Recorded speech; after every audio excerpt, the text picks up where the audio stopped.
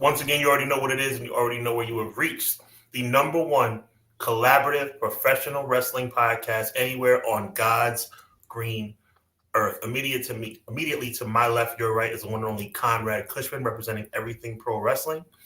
The man talking to you right now is Sean Hubbard, Sean Derek Hubbard, representing HW Weekly.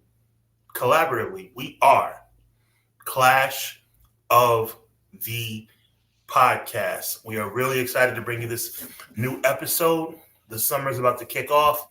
This is your hub, no pun intended, for pro wrestling, all things WWE, all things AEW, and all points in between. So on behalf of Conrad and myself, we're happy to have you here. Chat, we see you already ready to rock and roll. So there's only one thing left to say, and that is, Conrad, my brother from another mother, please do me the amazing favor of dropping that thing.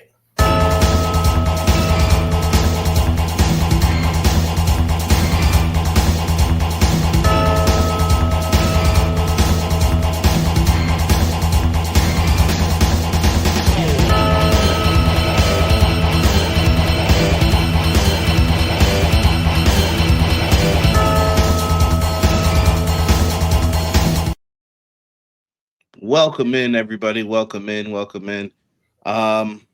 Sean, what's going on, man? It's feeling like it's 1999 again, if you know what I mean. Crazy, man. I mean, I'm really excited.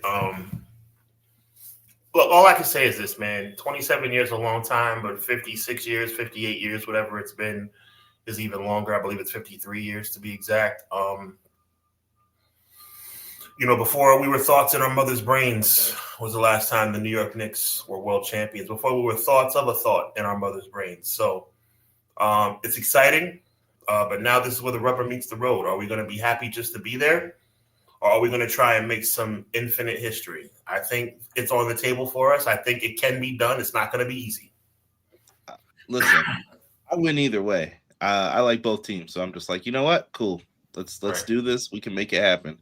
I'm just glad it's not OKC. Sorry.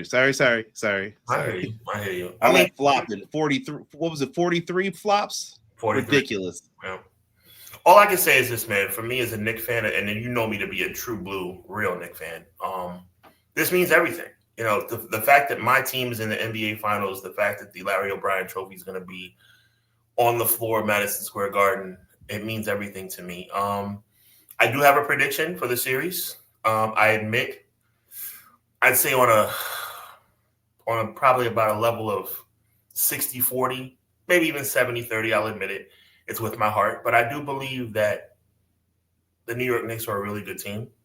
And I do believe that the Knicks will win this series in 6 games. I think the Knicks are going to steal game 1. I'm going to break it all the way down for you. I think the Knicks steal game 1.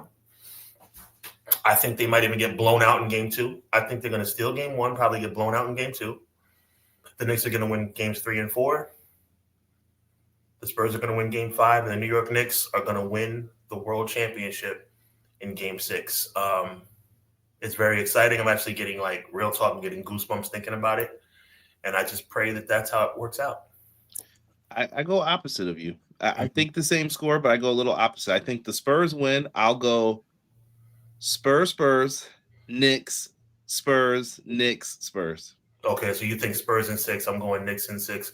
One thing I'll say about you, Conrad, we're not going to go too much on a tangent with this, but one thing I will say, you're not a hater. You are not a hater. If you're saying that the Knicks are going to lose, it's because you truly believe the Knicks are going to lose. You're not just trying to troll me. And I also know, you being the human being that you are, that you would rather it go my way because you know that would make me happy. So for you being a real one, I appreciate you, my brother.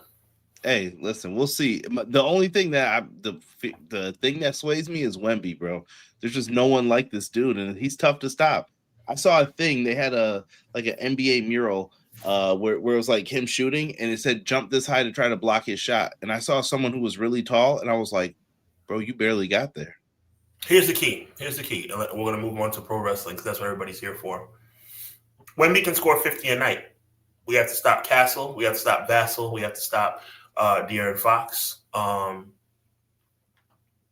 Knicks have enough to get the job done. The Knicks won the season series, actually. So the Knicks beat them in the NBA Cup, right? Mm-hmm. So there is a blueprint to beat this team. and the Knicks have figured that out. I will say I'm concerned about Mitchell Robinson mysteriously breaking his pinky outside of basketball. It's like, I don't understand, and it's very concerning to me because I don't know how he's going to catch a lob. I don't know how he's going to grab a rebound. Look, all I can say is this, Conrad, because I can go on and on all night about this. I am very excited. I am very nervous. But I will say this. This is teaching me a life lesson because I would always say, or I always ask a question. This is for the chat too. Would you rather your team go to the championship and lose, or would you rather them not get there at all? And the way I'm feeling right now, even if the Knicks lose, I'm excited that they're there. But man, oh man, Conrad Cushman, do I want this ring so bad.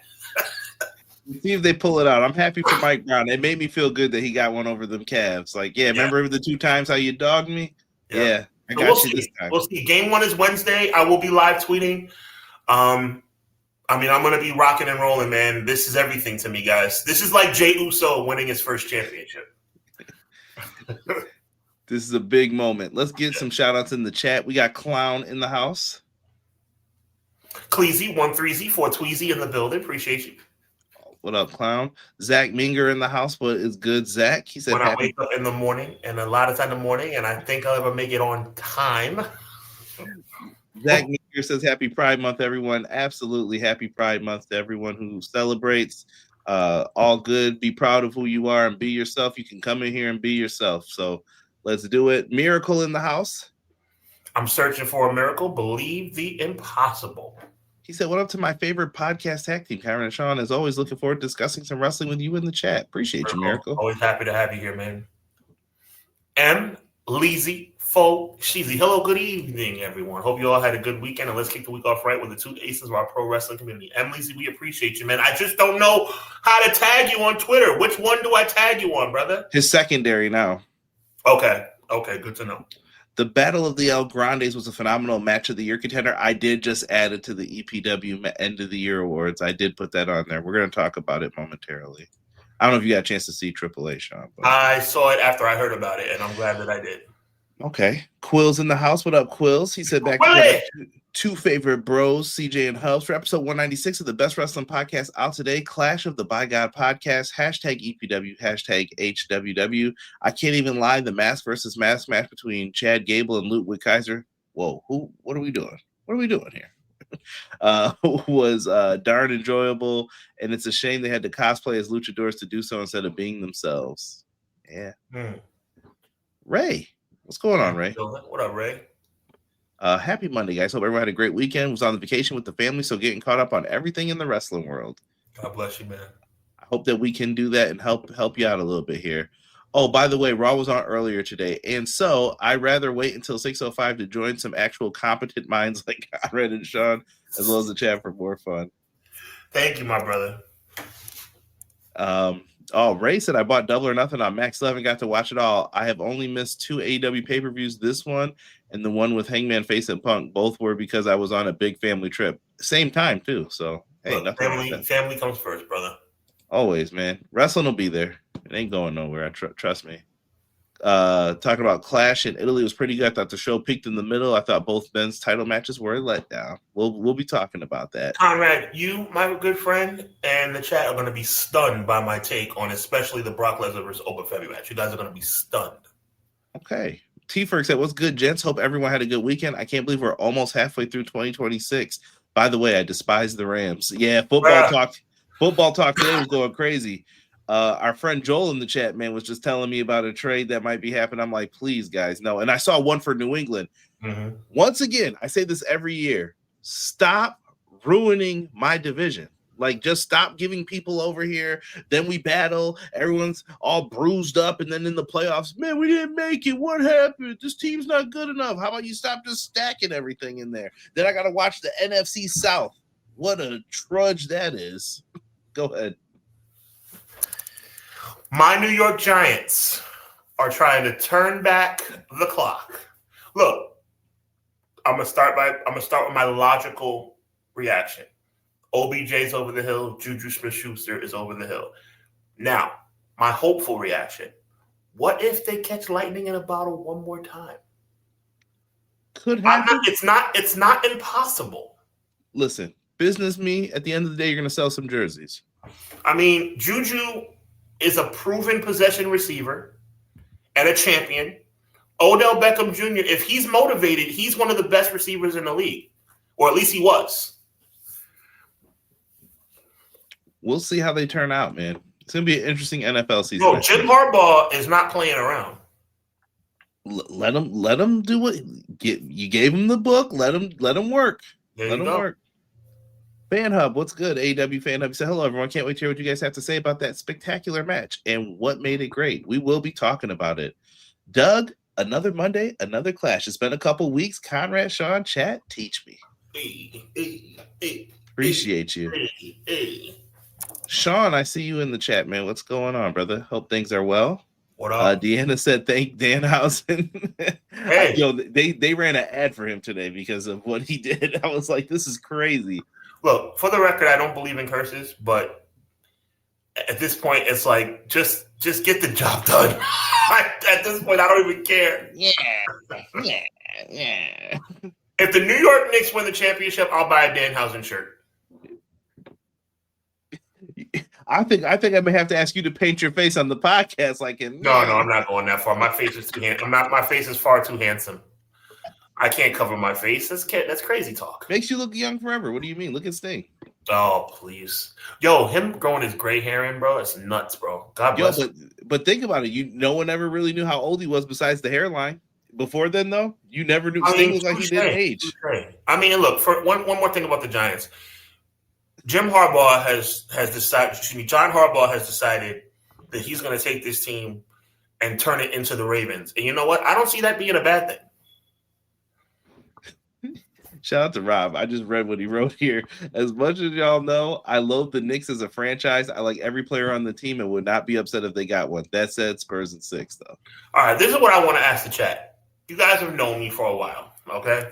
All I'm asking is this. For those who are non-fans of both teams, for those of you guys who are not Spurs fans and maybe not Knicks fans, I'm asking you guys, for me, for your boy Hubs, cheer. If you have no dog in the race, cheer for mine. That's all I'm asking. I need this. Conrad, look at me. I need this. Let me explain something to you, Conrad Cushman. I am a New York Giant fan. I am a New York Met fan. I am a Knicks fan. My life is very, very difficult when it comes to sports. I need this. I need 4 more wins. For the love of God, please. McKinney said, once again on a Monday, I'm here to let y'all know if you don't fight for what you want, don't cry for what you lose. It's Clash of the Podcast with CJ and Hubs in the Fire Live chat. Let's get active. Appreciate you. Yeah, no doubt. We got people saying Knicks in 7, Knicks in 6. Right. My guys. I'm just trying to see who have we missed. Rob, he wrote a long one here. Spurs and Knicks was the first NBA game my mom, a diehard Knicks and John Starks fan, took me and my brother to. I got to see a rookie Duncan and a veteran Robinson in action. The Admiral, sir. This series is going to be fire. Yeah. I don't think anybody's getting swept in this series. Stop saying I sound mad scary. I don't sound scary. I sound logical. Logical. When you're wondering why people's fingers are all banged up in week 17. McKinney said, I'm going to just say this about the New York Knicks. If y'all win, the name will have to be changed to the Insufferable Knicks because the attitudes the Eagles are going to be on $1 trillion if they win. You know what? I got it. Conrad, do you mind? Go ahead. Most Knicks fans, McKinney, are like me. I want to say that. Most Knicks fans, was that McKinney who said that? Yeah. Most Knicks fans, we're not. Okay, I'll speak for myself. Conrad, am I an insufferable Knicks fan or do I just love my team? Like, I just love my team. I don't have anything negative to say about anybody else. I just love my team. And I admit, if the New York Knicks win, let me go on record about this too. You're going to be shocked by this. If the New York Knicks win the NBA championship, I'm admitting on live stream that the Knicks got fortunate with who they played in the playoffs. I admit it. I don't care. It doesn't matter that we never played the Pistons. It doesn't matter that we never played the Celtics. I don't give a crap. 1973, people. 1973. I don't care. I don't care how we get it done. Just get it done. That's all I need. 4 more wins, Conrad Cushman. 4 more wins. AEW Fan Hub. I guess that's an appropriate reason if that's what you like. Not a basketball guy, but I hear you.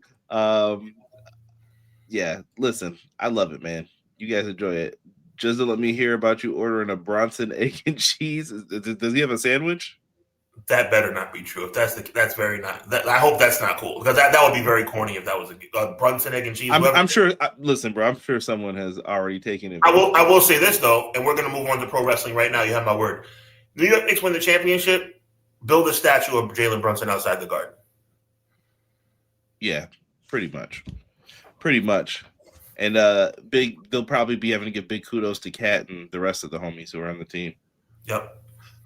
Let's talk some pro wrestling. Sean, did you catch all of AAA or did you only catch the main event? I only watched the main event, I'll be honest with you. I'm going to speak briefly about the other matches, and then we can talk the main event.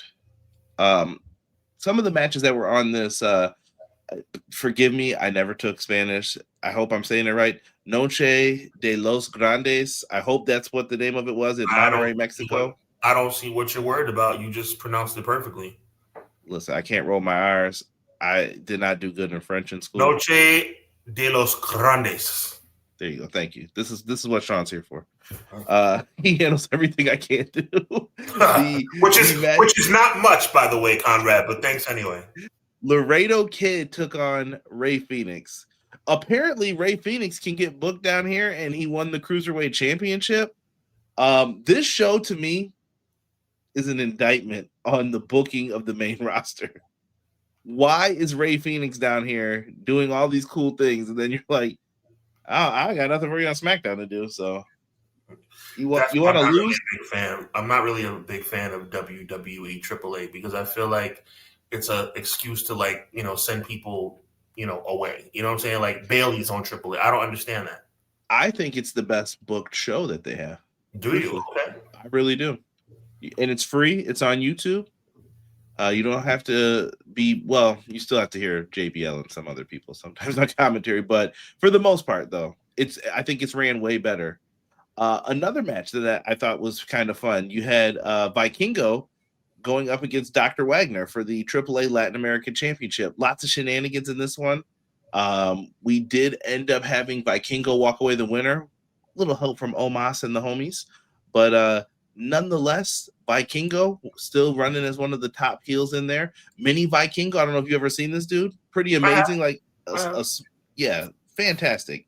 Just reminds me of a cruiserweight who would just probably get folded up in WCW, but fantastic work. And this one, now this is probably going to go right to what Sean just said, his point. You had the Clowns, Pagano, Psycho Clown taking on I think they're the Viking Raiders this week. I don't remember. Viking Experience, Raiders, something like that. These guys were down here, and they did the whole oops, I hit my partner. We're not on the same page.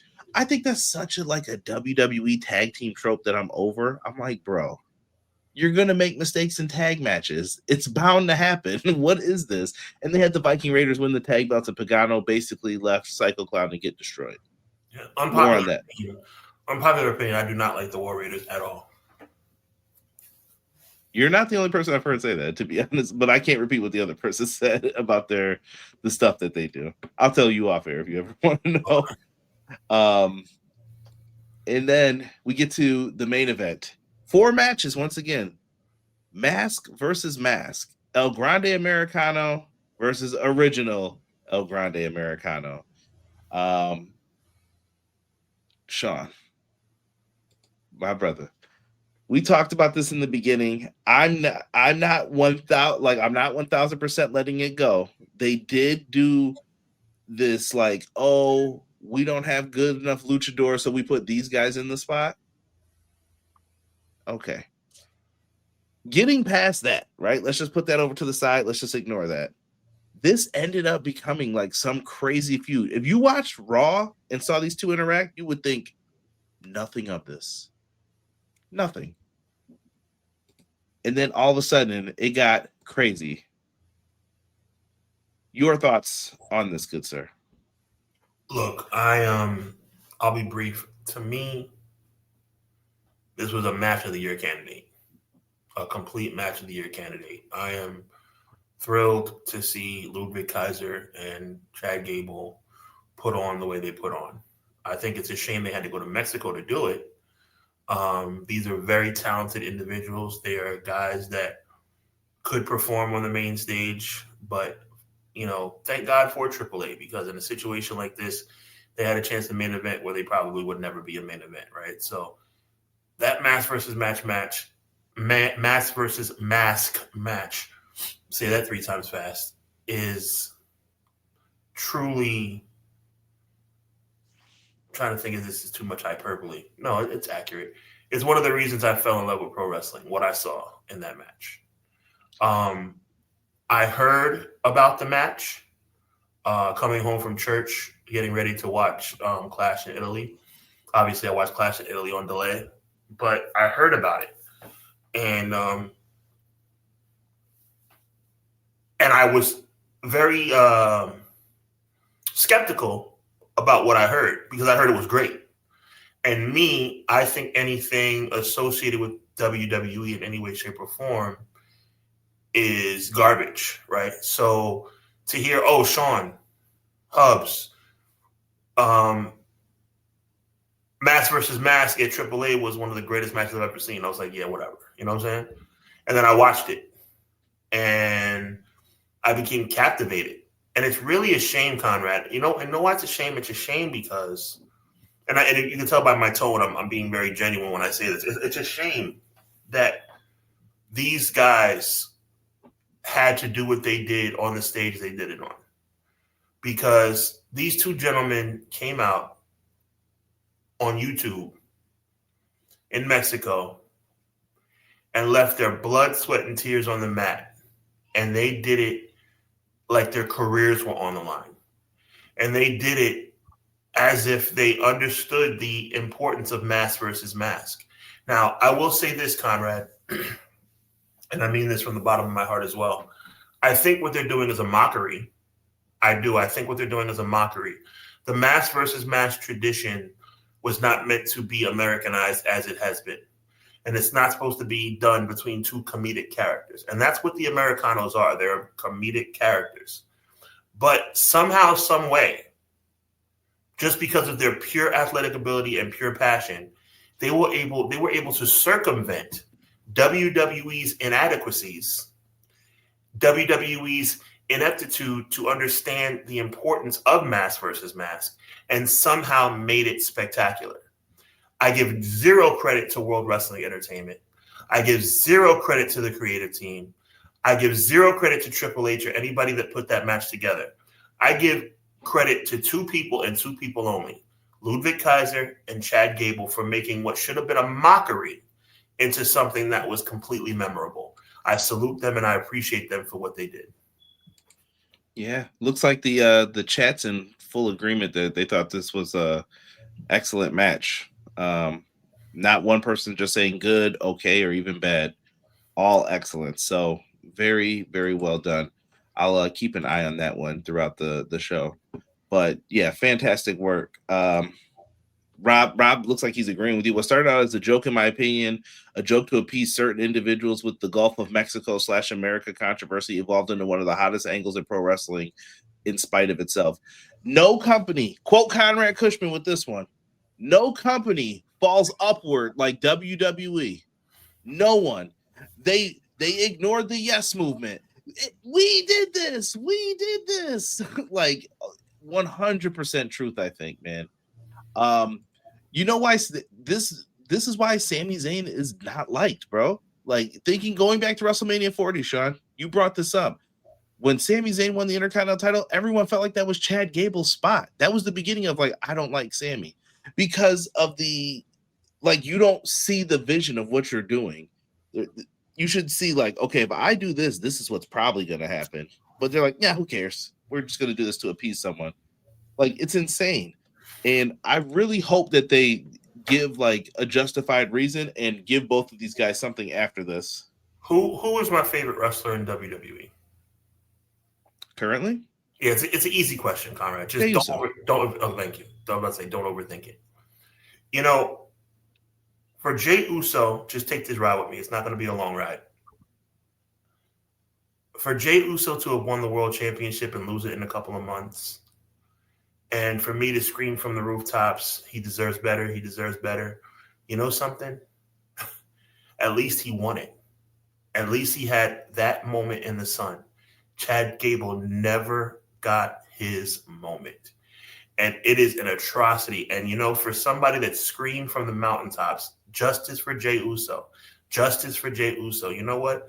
Jey Uso should thank his lucky stars that he got that moment at WrestleMania 41, that he even got that moment against Braun Breaker on Raw for the Intercontinental Championship. Chad Gable has gotten nothing. Absolutely nothing. And he was on fire during this time, WrestleMania 40 time, like you talked about, and didn't even end up on the show. Crazy. Didn't even end up that. I mean, you want to talk about just doing somebody wrong, you know, and then he goes down to Mexico and just turns out and shows out and does everything he's supposed to do as a professional wrestler to honor the business that's really done him dirty in his time in WWE. It's really a shame. And you know me, Conrad. I've talked about this time and time again. And there's many more names than the names that I always mention, but I mention them because of the first ones that come to mind. Owen Hart, Scott Hall, Kurt Hennig. They lived, and God rest their souls, they died without having their world championship moment. Now, do I think that Chad Gable should be the world heavyweight champion in World Wrestling Entertainment? Probably not. But should Chad Gable be treated better? Should Chad Gable have had an opportunity when he was really tearing the house down to have a special moment? Yes. And for some reason, WWE continues to drop the ball. I mean, modern day, right? Rusev. Rusev is never going to get back to where he was when he was doing Rusev Day. Why didn't they strike while the iron was hot then? Why didn't they strike when Montez Ford was in the Elimination Chamber a couple of years ago? They just continue to do this, and Chad Gable's just the latest casualty. Yeah, Chad Gable, I definitely think deserves way better. Let me see here. Credit to Gable and Kaiser for ingratiating themselves and honoring the tradition given what they were handed. Yeah, I thought they did a good job with it. Like you said, it started off as a joke, but then they were able to say, like, we'll do mask versus mask. And shout out to whoever made the decision, because this was going to be a WrestleMania match. This would not have worked as well at WrestleMania. It would not have worked. And I'm going to say something to the fans. I'm going to say something right now. And for those wondering, Chad Gable did lose. He did have to unveil himself with his family in the ring and everything. I thought he cut a great promo after. Go watch this if you haven't seen it. Like, highly recommend. I would say from both of us. Match of the year contender for sure. It'll definitely be on the ballot. When you look back at how all of this panned out, Sean, I think you spoke 100% truth with how they treated Chad Gable.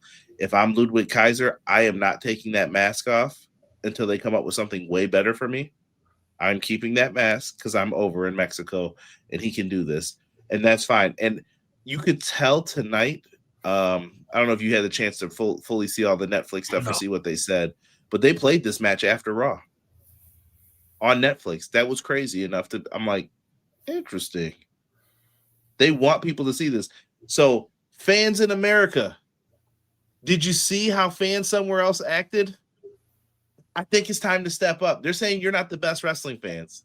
Maybe we've become too, Chicago will do it. The people in the Garden will do it. Brooklyn will do it. Texas will do it. No. You guys need to show up and start going crazy at these shows. Like, that's why they're on these international tours now, in my opinion. I rest my case, Sean. I mean, you're from New York City. You know how rabid the fan base can be out there with this.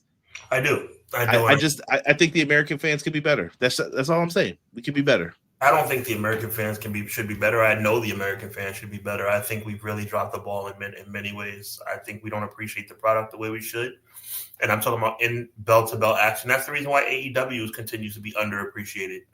AEW, the best belt-to-belt action in the industry today. Why are we not appreciating that? I think if it disappeared, people would, and then it'd be too late, though, as usual. And then you don't want to ever hear that.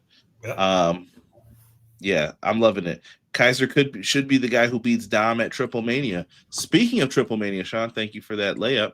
The next thing I have here, Triple Mania 34. It is going to be night 1 in Las Vegas, Friday, September 11th, and night 2 is going to be in Mexico, Sunday, September 13th.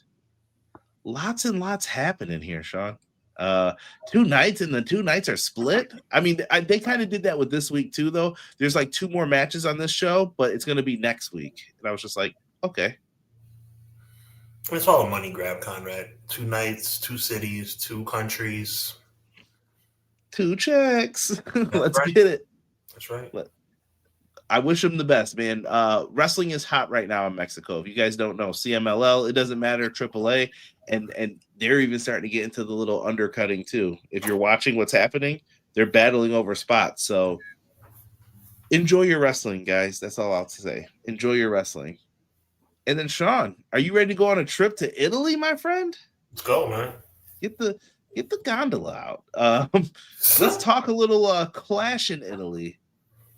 First match, man, I did not see pre-show. I was not interested. I did not see any of the build-up packages. I did not care. We had your favorite, QB1, the WWE Undisputed World Heavyweight Champion. Who's favorite? Cody. I was trying to think of something with the C. Cody Constantine Rhodes getting ready to go up against Gunther. We won't mess with him because he might chop you down. But they had this match, Sean. I don't like this match. I will say it straight up. I do not like this match at all. I have a question for you. Go ahead. What's there to like? I thought they did a stupid finish. Sean. I'm saying, what's there to like? I'm agreeing with you. No. But I want to ask you a question back. Sure. Sean, let's say you were building Gunther up and you didn't want Gunther to lose. How would you prevent Gunther from losing? I mean, you can have him win by count out or have him lose by count out. Not even. Why don't you don't book him against someone you don't want him to lose to? Oh, okay. I thought. I'm sorry, Conrad. I thought you meant like if he's in the match. But no. But that's all I'm getting at. Right. Why did you put Gunther in this match after you built him up, and then we watched him get pinned? I understand. You're like, oh, there's going to be controversy around this, and I'm pretty sure I can guess what they're going to do. They're going to insert Sammy in this for the next month, and then Sammy's going to be the one to take the pinfall next. Mm-hmm. Look at geniuses, like buns, bro, buns. Why are we doing this like this? I just thought it was foolish. You didn't need to do this to give Cody this win. That's just me talking. It was 11 minutes of hot giggity garbage. If anyone feels differently, please tell me in the chat. I will read it. I will talk about it. I feel differently. I felt like it was a good match. They're 2 professional wrestlers at the top of their game from a physical standpoint. But the match just should have never happened, Conrad. And I think it's really a shame because you just watched the match and you know exactly how it's going to play out. You didn't know it was going to be this false finish, but at the same time, you knew it was going to be Cody winning somehow or Cody walking away with the title somehow. I actually predicted Gunther by disqualification, honestly. But, it's a shame because you're right. You book a guy that should not be losing right now against a guy that can't lose. Think about that. It's completely ridiculous. Yes, the Greatness in Wrestling subreddit to rank the 6 PLEs thus far, Clash in Italy was number 5. Ooh, and I think you know what number 6 is. Mm-hmm.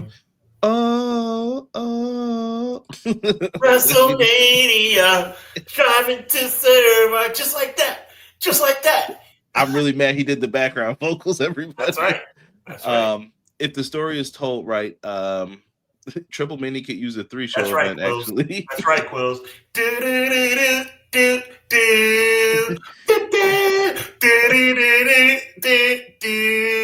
Who wrote that song? Do you know? Probably Jim Johnston. Mm-mm. Okay. He's on a famous TV show. Really? Talk to me. He's very mean to contestants when they are gone. American Idol. You're kidding me. Simon Cole wrote that song? Okay. Simon wrote it. Yep. Okay. AAA is going to catch a TV deal, and then WWE will at war with itself because AAA is better than both the main roster shows. If I'm not being used, send me to Mexico. Sounds good. Sounds good until they're like, well, WrestleMania generates more money, so we're going to need you to take a pay cut, son. By the way, ladies and gentlemen, coming down the aisle, please welcome Linda McMahon. Oh, goodness, that music. It makes me think of No Mercy when she would come out. Yep. That's right. Sean was with me here. He said, I disliked the match and I hated the finish. Same, bro. I did not like this. I thought their other match was way better than this, like 100 times. Here's the thing. You're never going to have a bad match, Gunther bell to bell, right? It's just we all were sick that the match was even taking place. I think knowing that they can give an A effort, and I saw a C match effort out of Gunther, it hurts it so much. It's like watching Okada like give a subpar like effort, and you know what I mean. Like if you watch someone else do it, it's like, oh, come on, dude, like pick it up. Yeah, good match, whack finish. But if you're gonna use that finish, make it more egregious to even where we the fans are like, dang. I mean, why would you make me feel sympathy for Gunther? I felt bad for him is what happened at the end. I was like, that's the only part I like. That's the only part I like because now Cody's going to get booed more. You're an evil man for that. I'm not evil at all. Let me tell you something. Chat needs to come around. You need to come around. And I think the fans are already starting to come around, bro. Cody Rhodes is corny. And it's not Cody's fault. I want to go on record. It's not Cody's fault that Cody has become this cornball. They wrote him to be this guy. He's a corny champion. He's a corny champion, and I don't like him. I don't like how he's being portrayed. It's disgusting. He's a freaking cornball. He's a blonde-headed, bleached, blonde cornball. Yo, this man had the conductor hat on leading the train. I'm calling him corny Cody Rhodes, and he is finally getting his moment where he's like, I've said it for months when people were still woeing, and they still are woeing. They're woeing.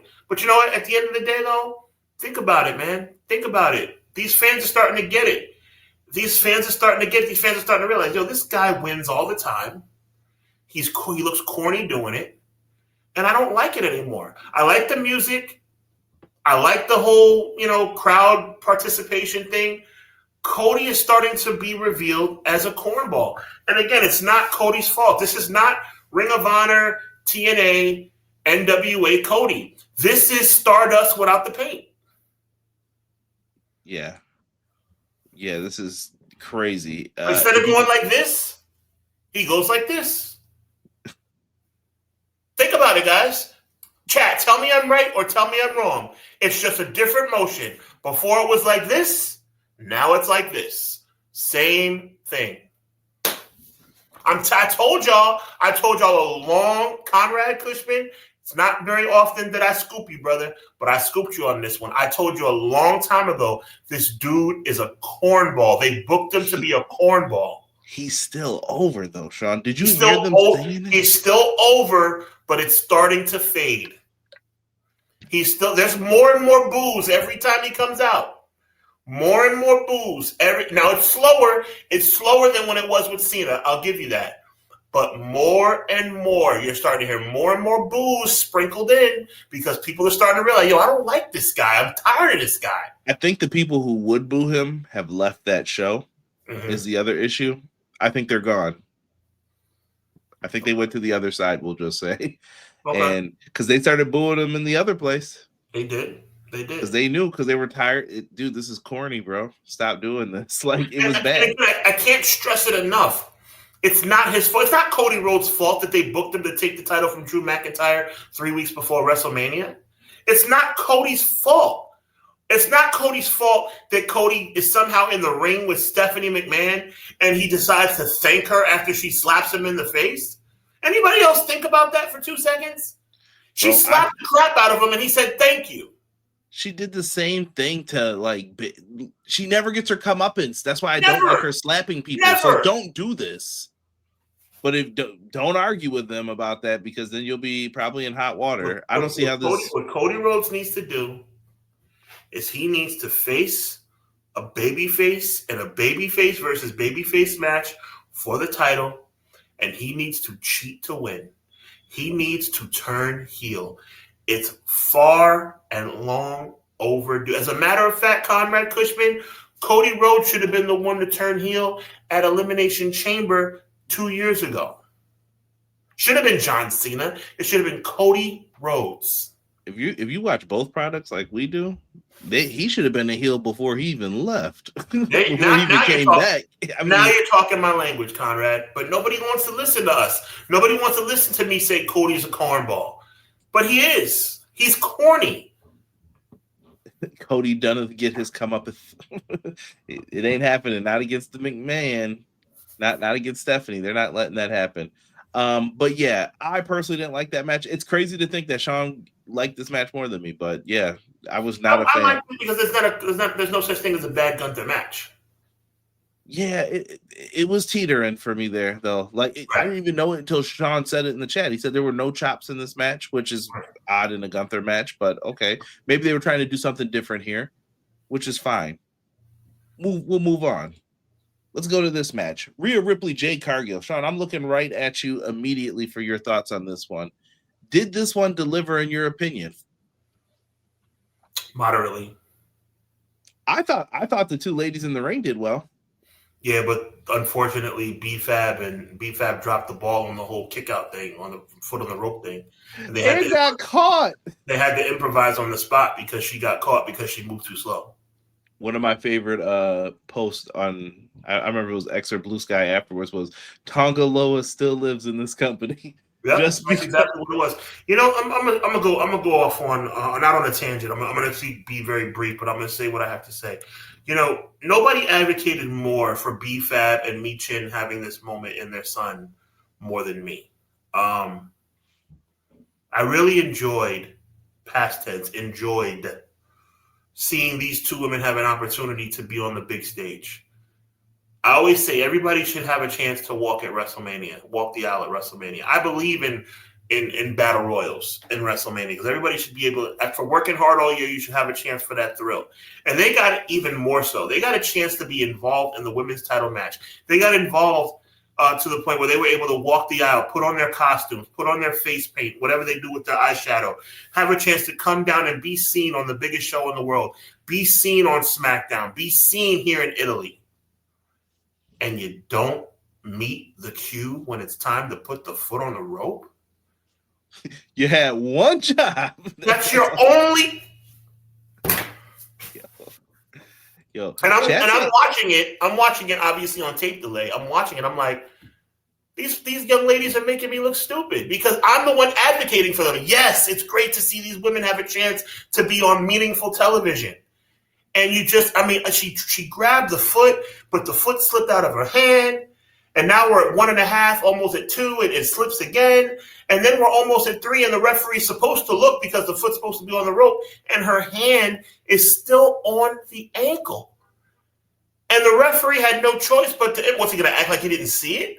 Like, it's ridiculous. Like, that's your only job, B-Fab. What are you doing? Yeah, it makes everyone look bad in that match. And after, I guess, Charlotte comes out, she does like a little crossbody dive off of the top, showing, I am your friend, Rhea. And that's all fine and dandy. And she ends up, turnabout is fair play. It's okay when she cheats now because now they're even. And after all that happened, they ended up winning. But people are saying this is Jade's best match ever. I would want to review her catalog previously. Best WWE match, sure. Not her best match ever. It's her best WWE match. Okay. Yeah. But I'm telling you, that's another thing. Let's stop, not you. Let's stop ignoring AEW. It's her best match ever. She was in AEW for a couple of years. Stop it. I'm trying to think if she had a better match. I don't know if I can. Of course she did. Of course she did. The Statlander match, I didn't like the result. The Statlander match was better. She had 2, right, with her? Yeah. Yeah. Yeah.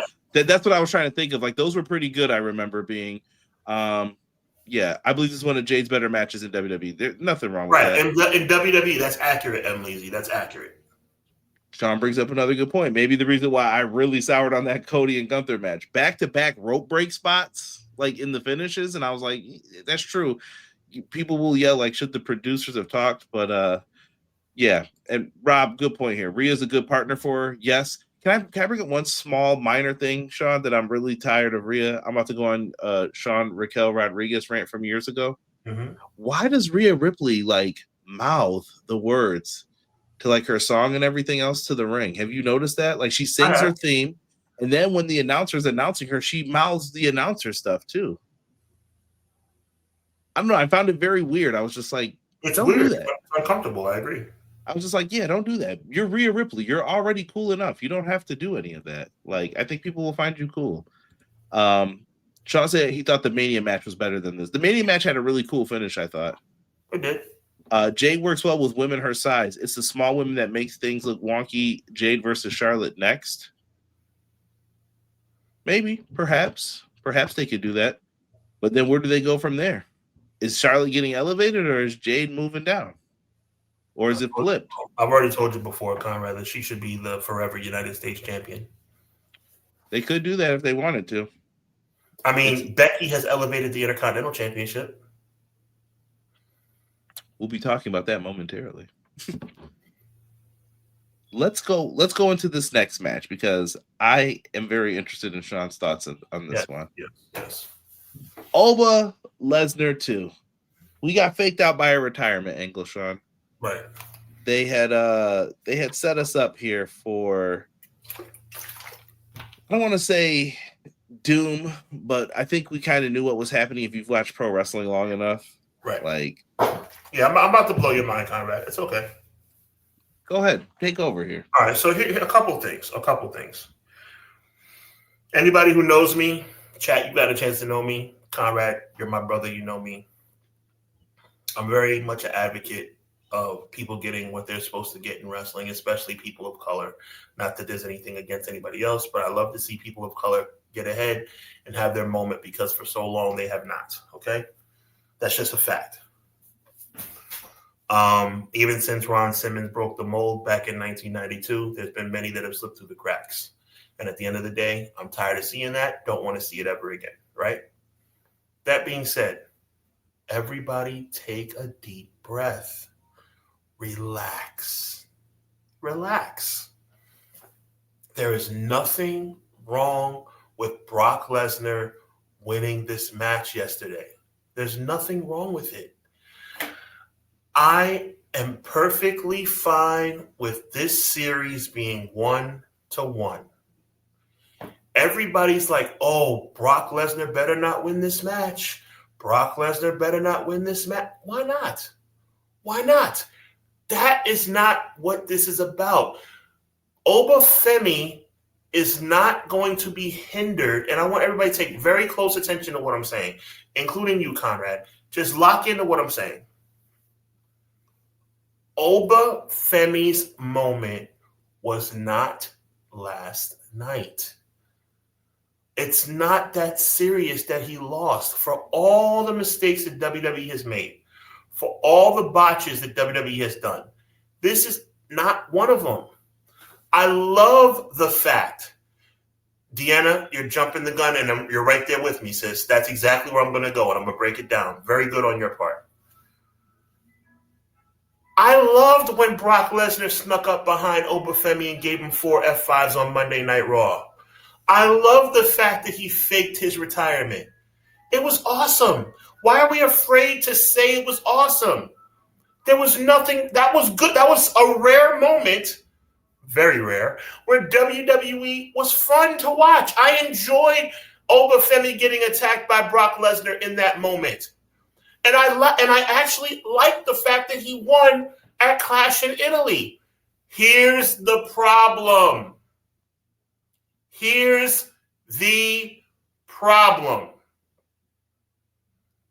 If Brock Lesnar and Obafemi fight for a third time, and Brock Lesnar wins, that's when we have an issue. That's when we have a problem. That's when Obafemi is going to have the legs taken out from him. Not last night. The series is tied 1-1. That's what this is all about. Now, should I assume that WWE is going to do the right thing? Should I assume that Triple H is going to do the right thing? No. But I'm hoping that even Triple H in his doofus self will at least acknowledge the fact that Oba has to win the series. That's what this is about, Conrad Cushman. That's what this is about, chat. Brock Lesnar winning last night is okay. Everybody take a deep breath. It's going to be a trilogy. And whoever wins the trilogy, that's when we determine if Obafemi has had his legs taken out from him. That's when we determine if they screwed this thing up. For once, Conrad Cushman, I am saying WWE did not do anything wrong. The fake out with the retirement, it was fun. The attack on Raw, it was fun. The match last night was also fun. I enjoyed the match. And when Obafemi lost, the first thing that popped into my head, he better win at SummerSlam. If he wins at SummerSlam, chat, agree or disagree with me. Conrad, agree or disagree with me. If he wins at SummerSlam, everything is okay, and Obafemi is still on his trajectory towards greatness. Now, we're all assuming he's going to win the King of the Ring. Then it wouldn't be at SummerSlam because he'd get a title shot at SummerSlam. But my point is, when they fight for a third time, as long as Obafemi wins, everything is okay. Am I making any sense? Yeah, you're fine. I mean, I don't have an issue fully with it. Would I have liked seeing like a little more creative way of maybe like Brock was this close this time and then Oba got him again? And then he's like, you know what? Give me one more shot, and then I'll put my career. Like, okay, you could have did something like that. You could have did something different. Sure, I'm kind of with Rob. I don't really care if Brock Lesnar's on TV anymore. Like, I know that sounds mean and harsh. No, but I need you to help me out, brother. I need you to focus on what I said. I need you to talk to me about what I just said because a lot of people are upset that Oba lost, and I'm saying, relax. It can be a blessing and a curse. I think here's how I put it. Mm-hmm. Go back to 2002 with me. Sure. This would be like Brock Lesnar losing in the build-up, getting towards SummerSlam with him and The Rock. Would it have helped Brock? Perhaps, because people were turned on Brock probably by what, November? I was there. I was there at Survivor Series. It was more like Royal Rumble, January. Yeah. Yeah. By then, people were like, I don't know about this guy anymore. But they were smart enough to say, you know what? We got to beat this guy now so that way someone can get some heat and they'll kind of chill on how he's going. I want to QTC. I want to comment on what he just said. All right. Mm-hmm. If we're talking about the way the match was laid out, that's a different conversation. Conrad, back me up on this. If we're talking about 7 F5s, if we're talking about lack of creativity and how the match was put together, that's a different conversation. The match wasn't that well planned out. I'm not talking about how the match went. I'm talking about strictly the win and the loss. Are you with me? That's it. I will say that I think if they do a third match, what I would try to get Brock to do, I need you to have a real match.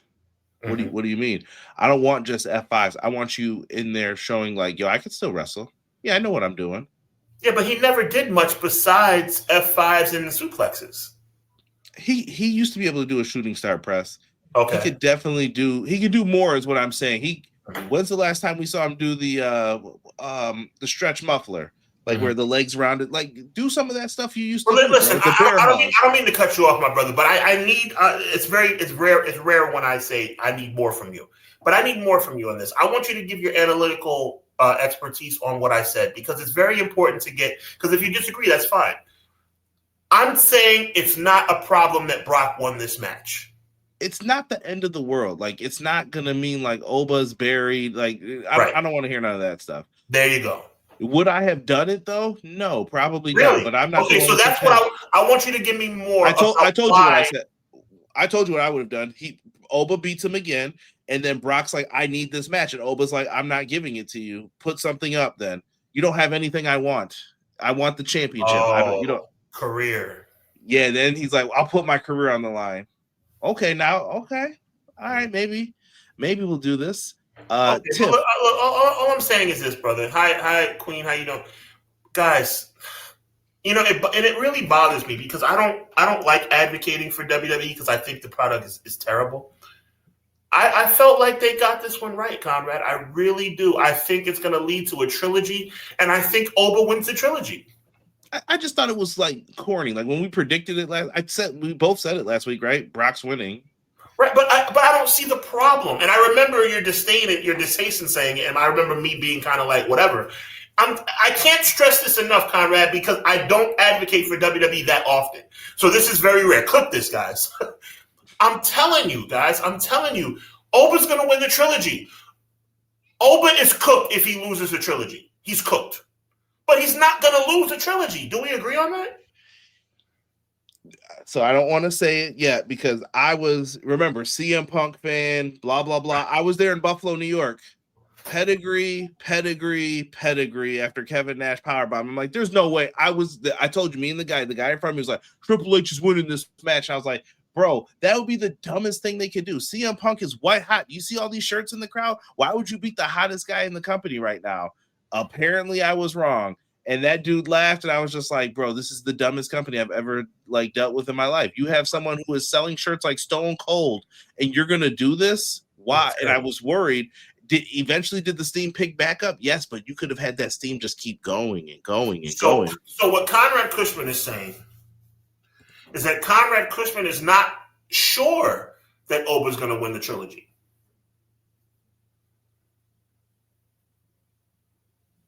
Oba should win the trilogy, 100%. But you're concerned that he may not. I will say there's that 10%. I'm going to do some Gato booking. 10% chance that you screw this up. Okay. Don't screw this up, because if you do, horrible. Look, horrible. This is boxing. This is boxing is what this is. Look what Rob put in the chat. Would you be surprised? No, look, who is more critical of WWE booking than me? Come on. And I'm going to tell you, if they fight a third time and Brock wins, I will rip them to shreds. I'm just saying, this is me, Conrad. Even WWE can't be this stupid. We're opposite for once. I'm trying to tell you, there is a slight chance, but I would like to think that they're not going to do that. Right. I'm having faith. Someone said shooters. What's going on? What's going on, Tiff? I hope you're doing well. Shout out to Joel in the chat, man. He sent us 2 super chats for a $3 super chat. He said, thought Triple H's event on Saturday was amazing. You just missed us talk about it because we definitely we were just talking about the match of the year contender with the mask versus mask match. We have to rewind a little bit to check us talk about that. Yo, I got a hot take for you. Oba, Brock 1 and 2 was better than Cody and Brock 1 and 2. I didn't like Cody and Brock. It felt like their chemistry felt weird to me. Neither did I. That's my point. It's been better than that. And then Brock shook his hand, and I was like, "This is lame." Like that's just. You know what? I got another hot take for you, and this is not about anything personal. A personal conversation about Brock Lesnar's character is not what we're talking about. We're talking about strictly wrestling. Brock on my TV is not a bad thing. We need to kind of get out of our own way with this thing, guys. We really do. Brock Lesnar's bad for TV. Pump your brakes. Everybody needs to take a moment. Again, this is not about his personal conduct. This is about him as a character in pro wrestling. Brock on TV makes TV better. Am I wrong? Is that wrong for me to say? I think it's tough for people to separate the two things, though, that you're speaking of. But right. Brock being on TV, I mean, the people who don't care. Seem like they're fine with him. I just don't think, like, do you feel Brock Lesnar still that huge draw he was like in 2012? I don't feel that. I think Italy was singing his music yesterday. I know, but I just don't feel it. It doesn't feel that same way. Like, I don't care. Like, I think maybe we've seen too much of the like, I'm here, I'm back, I'm here, I'm back. Miracle's with me. Appreciate your Miracle. And Ray hit the nail right. Miracle hit it, and Ray hit it the nail on the head. Brock on TV is good. Brock as champ is bad. I agree. I agree completely. And you know something? I believe that Oba's gonna win the trilogy. Everybody relax. Because Oba is the next big thing. Oba will be champion by the end of the year. And we all need to understand that this is a step in that direction. And I promise you, my hand on the Holy Bible, if Oba loses the trilogy, I will rip WWE to shreds. You have my word.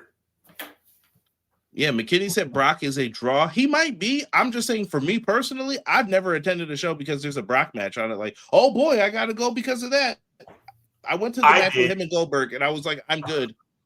I did. Goldberg, Brock, WrestleMania 20, and I was disappointed. I was there at WrestleMania 33, their better match, and I was just like, okay, that was a cool car crash for 6 minutes. On to some other matches. Like, well, I don't want to keep going on and on about this because I do have issues with Brock as a human being for the alleged things that have gone on. I'm just saying, strictly from a wrestling only standpoint, and I just love Oba. And I just think that I think Oba's going to be all right. I just think Oba has to win the trilogy. Yeah, I agree with that. And John said he liked Cody and Brock. Yeah, okay. Listen, I might be weird. I just thought it felt weird. Like, I don't know. I'll always stand on that hill, and just that's how I felt about it. I'm just like, yeah, this is weird. I don't like it. It just felt like it was something to do in between. Becky Lynch versus Sol Ruca. Sol Ruca has not won any matches. And she was finally able to hit that soul snatcher on Becky and win the Women's Intercontinental Championship. Good for Sol Ruca, I guess. I'm not mad at it. Let's see what she does with the championship. First black woman to be the Intercontinental Champion. I have nothing against Sol Ruca. I just think that she stole my girl's spot. Who? Jada Parker should be further along. Further than Sol Ruca? Absolutely. Jada Parker has been on fire for a year and a half. Sol Ruca has been like a lightning rod the last 6 months. But to me, Jada Parker has more character, Jada Parker has more charisma, and Jada Parker has more in-ring ability. I don't know if I give her the in-ring, but I'll say this. I think Sol Ruca's fine. I think they really need to just figure out. Let me go on record. I like Sol Ruca. I just think Jada Parker's better. Yeah. I just think that Sol Ruca was more ready for the main roster call-up. Just she's done. There's no other things to do with her down there. I think there's still stuff that you could do with Jada Parker in NXT. I don't know if they're ever going to do what I think they should do. I'm waiting, but we'll see. But see, my thing is this: Jada Parker, and I'm not going to go too deep into this. Jada Parker is getting leapfrogged by people like Sol Ruca. It looks like she's getting leapfrogged by people like Lola Vice. I just don't understand it. And stuff like that bothers me. It really, really bothers me because I'm telling you, everybody doesn't have a chance to strike while that iron's hot. And there was a point where Jada Parker was hot as fish grease. And lately she has been floundering, as M. Leezy pointed out. And it's bothering me because I don't know if she's ever going to get the call up. Well, I think who's stealing that thunder is that Kendall Gray. A lot of people are swearing by Kendall Gray. And I'm like, okay, I mean, but why can't there be multiple people in that mix is what I'm saying. Like, at least you should be able to do that. Yeah. Okay. Jada Parker's in big trouble. And I'm going on the record with that. Jada Parker's in big trouble because Sol Ruca has leapfrogged her. Lola Vice has leapfrogged her. You're right, Conrad. You're right, Emily. It looks like Kendall Gray is going to leapfrog her. And you only get leapfrogged so many times before your time is up. Hopefully they can, like I said, figure it out and she can stay in that mix. I haven't watched NXT either, so I'm not going to sit up here and pretend like I know everything that's happening down there. Right. But we'll wait and see. Becky gave up the championship. Who knows what's next for Becky Lynch? We'll have to wait and see. It sounds like she's got some matches coming up that we're going to talk about. And then that brings us to the tribal combat for the World Heavyweight title and the title of Tribal Chief, Roman versus Jacob. Sean, you mind if I take this one first? Please, by all means. And it's going to be super short, bro. I thought this match was pretty meh. Mm-hmm. Now, I don't know if that's now. There were rumors that Jacob got hurt. Maybe that was the reason. I just thought that this was an okay match. Like, and I'm not saying that it was bad either. I'm saying it was okay. It wasn't bad and it wasn't great. I agree with you. Yeah. And they went there. Roman wins. The family's looking at him because he knows what he's got to do, which was earlier today on Raw. And Jacob is going to have to acknowledge Roman Reigns. And we'll probably get into spoilers in the next half of this, but I want to talk with you specifically about something that was said at the end. By all means. Former person that I've interviewed on the show, Chris Van Vliet. I won't repeat the first word he said because I don't know if that was supposed to get caught or not. Freak! QB1, beep, all that noise. It's the Tribal Chief. What was that, Sean? The truth. Is this setting up for a match, or you said truth? Is that? I want you to do me a favor. I want you to ask me that question again. What was that, Sean? No, the whole thing. I want you to ask me the whole question. Roman Reigns said, "Go." Roman Reigns said, "QB1, bleep all that noise. It's the Tribal Chief." What was up with that, Sean? He told the truth. That's the answer to the question. You saw what match went on last. I'm just saying. Cody Rhodes cannot lace Roman Reigns' boots. I'm so tired. I'm so sick and tired. I'm so exhausted. And I'm so serious. I'm so exhausted with acting as if Cody Rhodes and Roman Reigns are on the same level. It's not even close. And Cody tried to get his shot back later on the post show. Yeah, I noticed. I noticed. Yeah, I mean, E for effort, brother. But we see who's main eventing. Sorry to say. We just need to stop playing games, Conrad. We shoot straight here, bro. We shoot straight here. Sometimes our deliveries are different. I'm a little bit crazier. You're a little bit more calculated. But the truth still stands on its own. I'm a believer in the Most High. Tell the truth by all costs. This is about real life, bro. Not sports entertainment, what goes on from bell to bell. This is about, if you want to talk politics, if you want to talk popularity, if you want to talk capability, if you want to talk sales, merch, whatever you want to talk about. Roman Reigns is a better professional wrestler in 2026 than Cody Rhodes. It's not even close. Why are we even having this conversation? Now, I don't know if Roman Reigns was supposed to say what he said, but I'm sure Roman Reigns, I'm sure Joe, how do you pronounce his last name? Anoa'i. I'm sure Joe Anoa'i is sick and tired of hearing this comparison because it's not a good comparison. Cody cannot lace Roman's boots. Roman is better than Cody Rhodes, and we all need to fix our face and just tell the truth. Not wrong. Not wrong. Pay-per-view overall, it felt like a C+. Okay, C+. It's right there for me. Like, I don't hate the show. I don't think it was awful either. It was probably okay. Felt slow. And I have a hot take for you too, Roman Reigns. I'm calling you Roman Reigns. A hot take for you about Roman Reigns, Conrad. What's that? Roman Reigns, and this is an exclusive right here for Clash of the Podcast. This is not on hwweekly.com. It's coming to hwweekly.com. It's not on my channel. It's nothing. I've never said this before, ever. First time I'm saying it in life.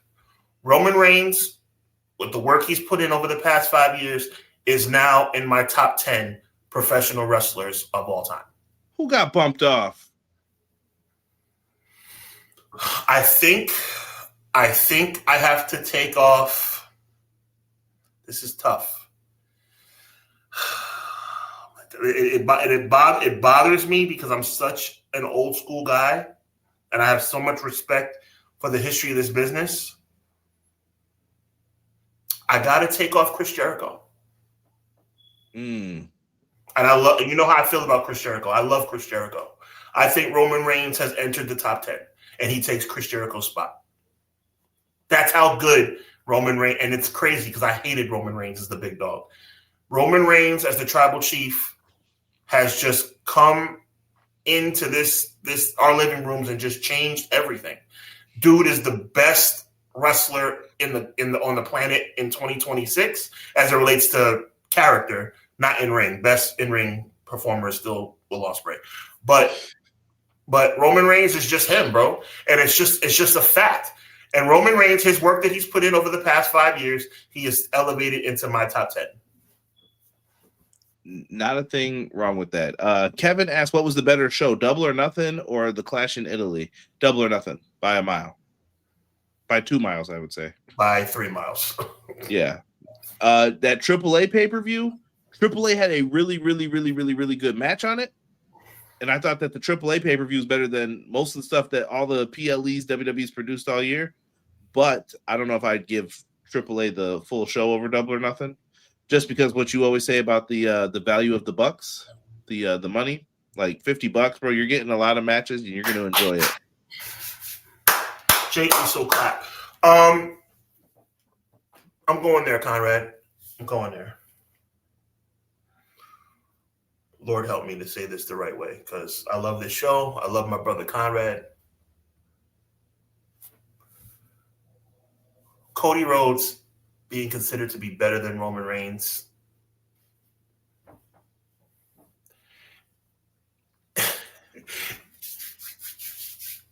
There's imagery that plays into that notion, and there's a reason why. When we live in Conrad, help me out because you notice I'm trying to dance. I know where you're going with this. The company doesn't even believe it, though, Sean. The company doesn't believe it. Look who main events the shows. I'm sorry to say this. I get it. Cody gets to pretend he's number one when Roman's gone. Like, I'm sorry. That's just not what I see. There is always one guy who is the guy. Right. And when push comes to shove, you will see who the guy is. But you do know where I was trying to dance around to not get us canceled. Yes. And do you want to play the game real quick? Let's just go through years. I will pick a random year. You tell me who the guy was that year, and I can tell you who I thought was the guy. The year 1998. Who was the guy in WWF? Well, Stone Cold Steve Austin. 100% Stone Cold Steve Austin. Right. Who was the guy in the year 2000? The Rock. The Rock. See how this is indisputable? Yes. Who was the guy, Sean, in, let's say, 1994? 1994? I'd say Bret Hart, but Shawn Michaels was coming. You could even try to argue Diesel, but I would still say it was Bret. Yeah. But Diesel won at the end of the year. Bret was the guy in 1994. 95 is Diesel. 95 was Diesel, yes. Shawn Michaels was 96. 96. 97, you could probably make an argument that they were trying to figure it out. But Shawn was probably the guy who I would say it was, but they were trying to figure it out for the most part. Yep. Sean, who was the guy?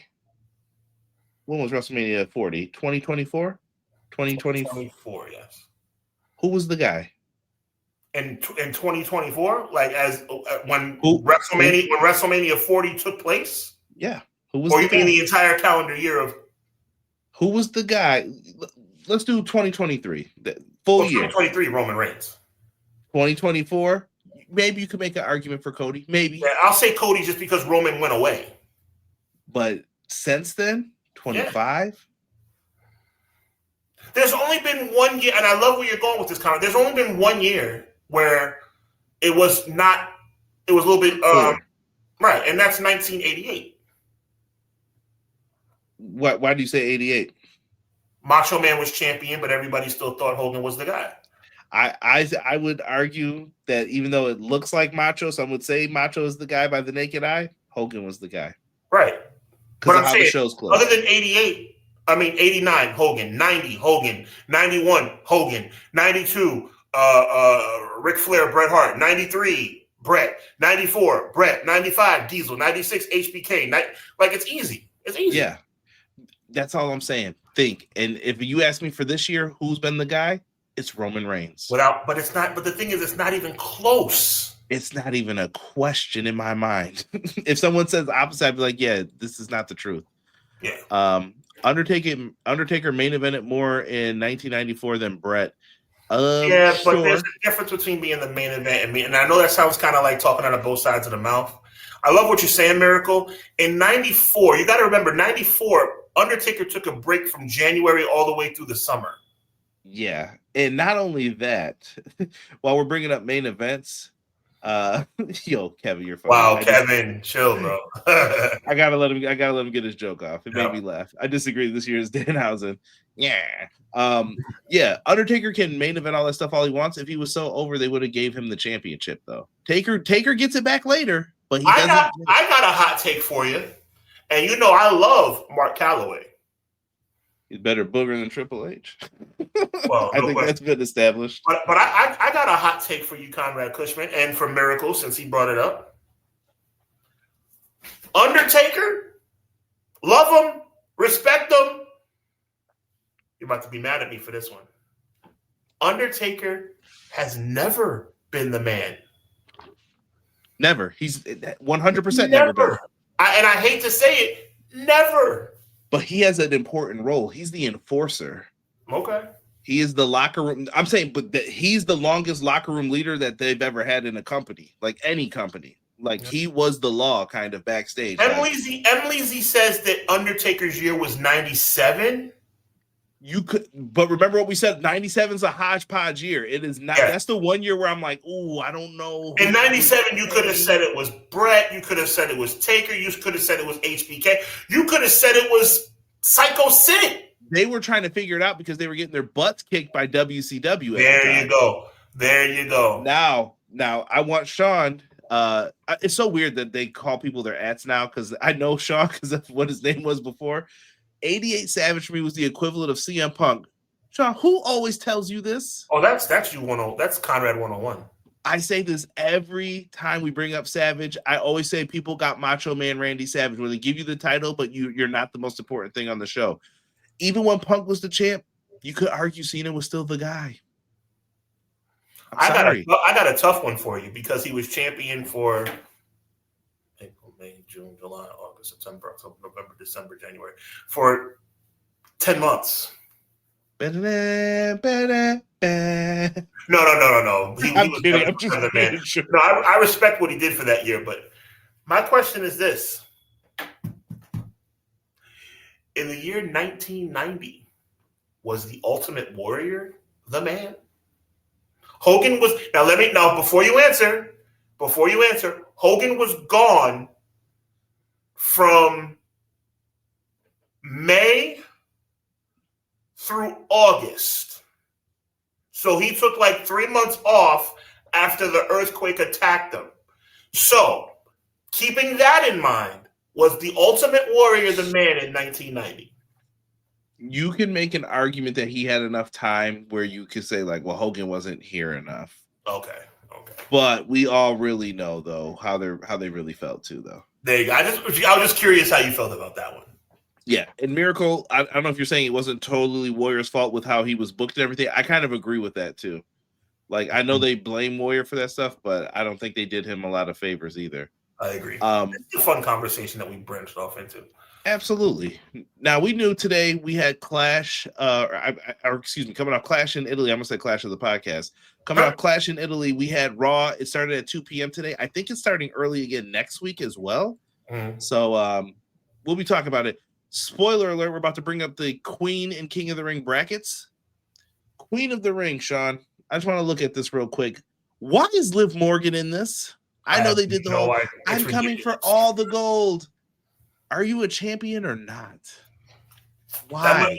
By entering this tournament, I know I'm basically saying the same thing you're saying? By entering this tournament, you're basically saying your title is second fiddle. Correct. Not only that, but you have other people who aren't in this, and they were like, "Why am I not in this?" I'm just running through this just to see if there's anything. I see a big one. I didn't know Flair and Cargill faced each other in the first round.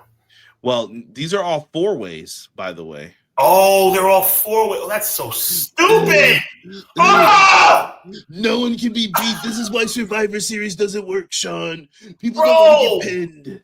Bro, that's so stupid. You know that's why they do this, right? Please tell me you agree with me. That's so stupid. Yes. Dude, what made King of the Ring 1993 special, Sean? Bret Hart had 3 different matches in one night. He faced Razor Ramon, who stomped his fingers. He comes out with his fingers taped up. Then he fought one of his hardest rivals ever, Mr. Perfect. Mr. Perfect takes him to the limit. Bret squeaks one out. Now he's got to go up against a monster. Bam Bam Bigelow. Spoiler alert. Bret beats him, but he can't put the sharpshooter on because Bam Bam's legs are too strong because Bret Hart thought about this stuff. And he was like, you know what? I'm going to beat him with a victory roll. And he gets the win over Bam Bam, and Bam Bam was this close, and he looks stupid. He's like, ah! And then Jerry Lawler attacks him because Bret just wasn't thinking. And Bret's got like 10 feuds lined up for himself after this. Genius. And that's the event. I love it. It was perfect. I replayed this match in my driveway as a kid, out in the rain. My mother had to tell me to come in the house. I'm like, no, we got to finish Bret Hart. We got Lex Luger and Tatanka still got it. She was like, if you don't get in this house, you're getting wet. And I was just like, all right. It's over. But I replayed that King of the Ring all the time. Lex Luger and Tatanka.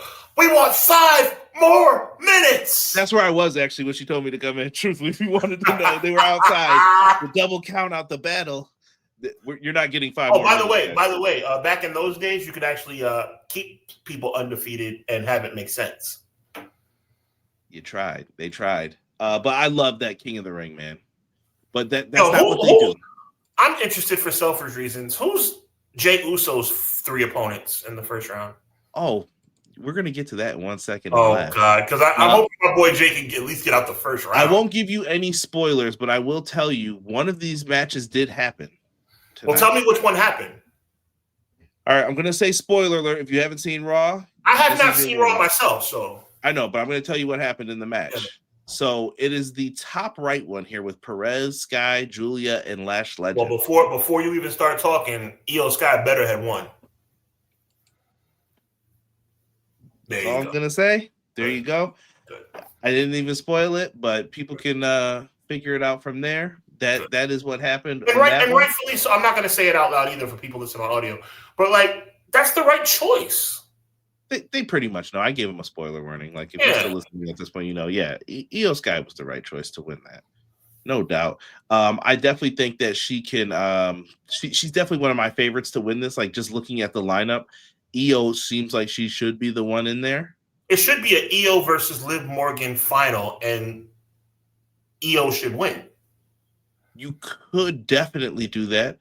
I'm just trying to think if there's any other interesting thing on the side. You could even do maybe Io. I could see them even going like Io and Becky too if they wanted to. But if WWE had some sense, they'd let Chelsea Green win the whole thing. They could pull off a miracle. Shout out to Miracle in the chat. But yeah, they could try to do something like that if they wanted to. Yeah. Now, the next one you're going to laugh at. Uh-oh. This is what they originally showed. Oh, God. So one of these matches happened tonight too. Oba Penta, Solo Sikoa, Carmelo Hayes. You got Dom, Braun Breaker, Trick Williams, Damian Priest, and then you have Rollins, Javon Evans, Tala Tonga, and Ricky Saints, and then the final one, Jey Uso, LA Knight, Royce Keys, and Finn Balor. By the way, Finn Balor's on SmackDown. They spoiled that yesterday, as it was officially announced today. But then, Sean, not only this, so then they showed this graphic. Did you see the difference? Whoa, Drew McIntyre. Watch the right side. I'm on all of it. Oh, Sami Zayn. Whoa. Royce Keys got moved up. Oh, God, what the heck is going on here? So, look, Tala Tonga and Ricky Saints are out. Royce Keys moves up. Drew McIntyre takes his spot. They switched up. They shuffled a little here. But then they went on to advertise this bottom match next week. or excuse me, the top match with Rollins, Evans. Like they showed the matches. I'm like, wait, you guys said it was changed. So which match is it? This is weird. Yeah, very odd. The match that happened today though was Penta, Obafemi, Solo Sikoa, and Carmelo Hayes. Spoiler alert, incoming. Spoiler alert, incoming. Obafemi won. Yeah, Oba won for sure. Solo was close. They tried to make you believe, but by the way, spoiler alert. No, not a spoiler alert. There's a prediction. I think Brock Lesnar cost Oba the King of the Ring in the finals. Mm-hmm. Okay. I can see them doing that. Who do you think? Who's your favorite to win it? Jey Uso. I'm kidding. Relax, everybody. Relax. Actually, my favorite to win, all jokes aside, is LA Knight. I actually think Seth is. By the way, are you going to watch Raw? I don't want to ruin LA Knight. I'm going to watch Raw, but you're not ruining anything. I'm probably not going to watch like the whole thing. Tell me what you're talking about.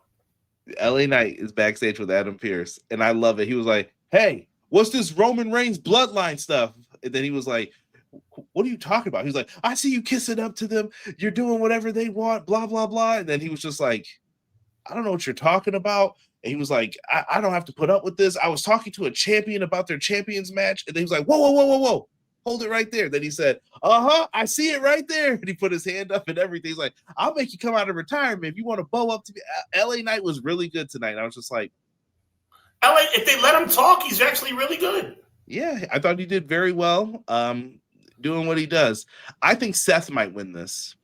And they go Seth and Roman. If they're not going to do, they have a choice. You're either going to do Oba goes up against Brock Night 1, and then Oba versus Roman Night 2, or you're going to just give the match to Seth, and then you'll come back to Oba and Roman at another time.